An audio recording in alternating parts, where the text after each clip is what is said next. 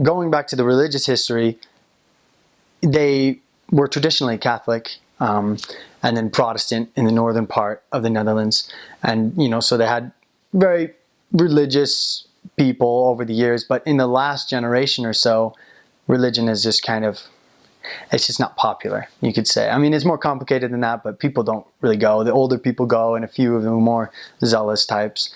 But you have a lot of people who just are of the opinion that talking about religion or making a big deal about it is not what you do. It's just not socially acceptable, you could say. So that led to some of the ways you had to manipulate your missionary work to make it effective.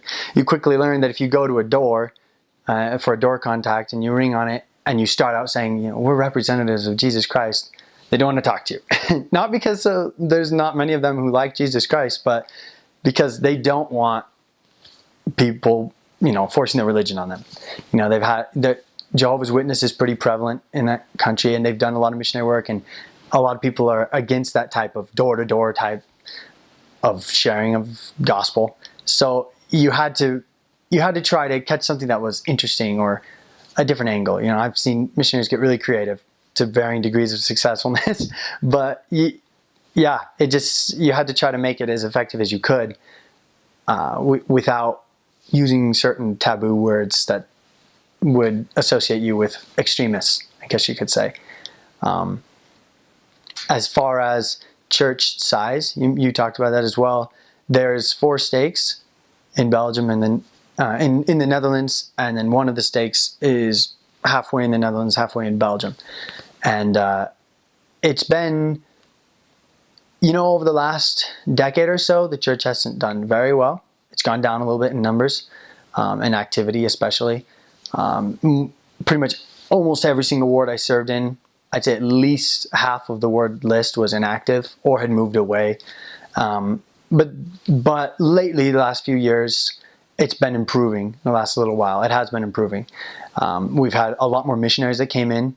When I arrived, there was around 80 some, and then now, well, I don't know the exact number now, but it was at least 160 or so. So, with the change of missionary age and everything, huge influx, a lot more cities were opened up for missionaries to serve in, new apartments. So there's definitely, a surge of work and effort that's going into it. The Netherlands is a very open country as far as immigration goes. I'm not a pro on the laws or how it all works, but it's very attractive to people who want to move somewhere else, immigrants. And so, there's a lot of Africans there, South Americans, people from the Middle East, tons, especially in the big cities. And so you'll find that those type of people who are from other countries tend to be, on average, a little more open to just a random contact. So a lot of times you will be bringing investigators to church or that are from other countries. And the Dutch people, the natives, are pretty used to that because it's just more difficult to approach a Dutch person with that technique. It's better if you already know them in some way, have a referral, have some sort of in with them. And as far as you mentioned temples, there's a temple in Zoetermeer. I was blanking on the name. Zoetermeer is just outside of Leiden, in the northwest part of the country. Excuse me, I think I'm getting the locations wrong, but it's in the northwest section. You might have to look that up.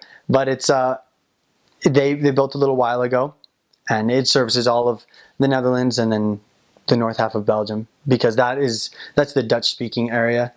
They speak different dialects a little bit in Belgium. We call it Flemish or Vlaams, and even just within the Netherlands, there's different dialects, but pretty much you can understand everyone except for the occasional difficult accent that somebody has. The first missionaries came over in the 1800s. Don't know the exact date, and they were pretty successful. There was a lot that converted and moved over to Utah, went over to the States. After that, after they stopped moving, the church was built up again. But around in the 1900s, again, I'm not sure on the exact dates, but maybe around the 50s or so, there was a lot of immigrants again who came from the Netherlands and went to Utah and to surrounding, in the States, until the first presidency were like, well, we need to build up the church over there. And they actually wrote the church there and requested that they stay there and not move if they'd be willing. And that was hard for some. I met, there was one member, she was an older lady, and she was one of the people who wanted to immigrate. And she actually shared an experience where she got that letter, or she was heard about that letter, and she decided to stay, even though it was the hard thing to do. Because, again, the church wasn't as popular there. It seemed like, they wanted to join the church over in the States. And because of her and people like her, the church was able to build up from where it was. But because of all of the, the members leaving, I think it's taken a while for it to really get big over there. There's definitely a lot of just fun experiences you have, different stories. I can't say that I was ever, running for my life or chased by some wild animal. It was pretty mellow in that regard. But as far as impactful things, spiritual things, some of the best experiences I had was certain appointments when the person that we met with was really willing to open up about their lives. And what I mean by that is I've had experiences where the person will just talk about themselves for a long time, but you can't really do much. But when they talk about themselves, and then you can really see where they're struggling, and then they want to know, like, what do I do, or how can I have help? It doesn't.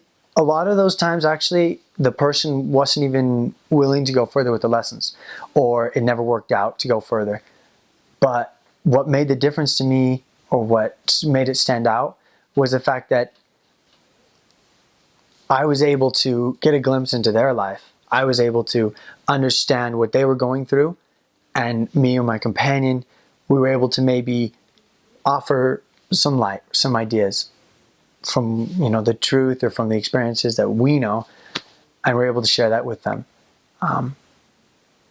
Sometimes it hurt, especially when they weren't necessarily willing to keep meeting with you, because you're like, I feel like we could help so much more, that we could get you out of your troubles.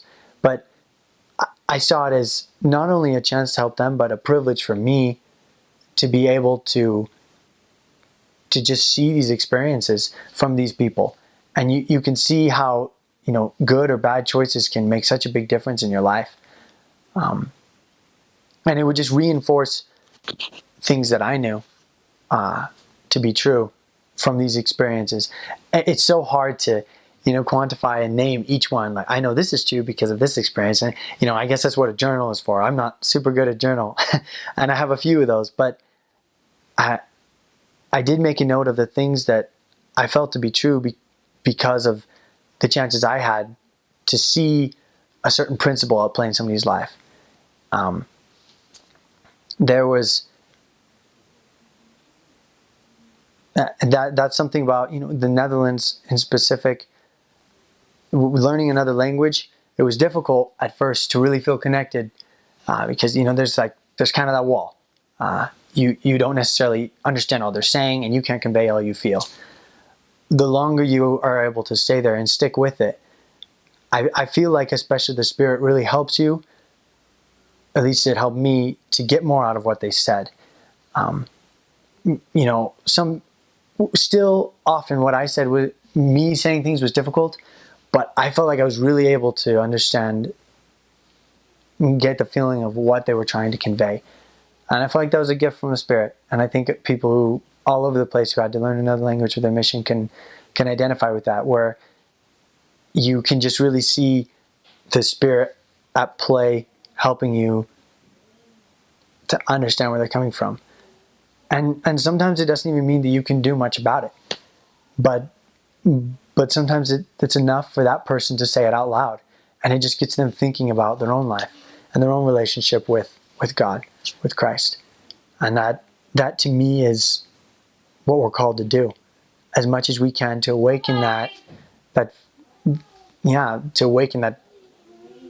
relationship or that communication with God for them.